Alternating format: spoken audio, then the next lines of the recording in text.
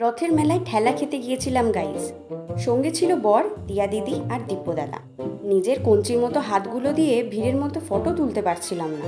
তারপর নিজের শর্ট হাইটটা কাজে লাগিয়ে সামনে গিয়ে যোগুদাদার ফটোটা তুলতে পারলাম। ভালো লাগছিল বলো। তারপর 2 কোটি লোকের ভিড় আর দামি রেস্টুরেন্টকে পিছনে ফেলে দেখতে পেলাম সেই স্মৃতিগুলো, যেগুলো বারবার মনে করিয়ে দেয় বড় না হলেও চলতো। তারপর ক্রিকেটার কাকুরা মাঠ থেকে অর্ধেক খেলা ছেড়ে আমাদের মোমো আর স্যুপ পরিবেশন করলো।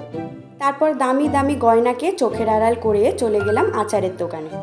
ডাল পোস্ত দিয়ে আর ভাত ঢুকছে না মুখে, তাই আচারটা নিতেই হতো।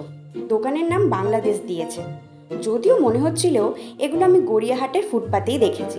যাই হোক, 5টা জিলিপি নিয়ে দিব্যদাদার বাড়ি এলাম আর পুচকিটাকে এই বলটা গিফট করলাম। মনে হচ্ছে ওর ভালোই লেগেছে। তাহলে চলো, আজকের মতো টাটা, দেখা হবে নেক্সট ব্লগে।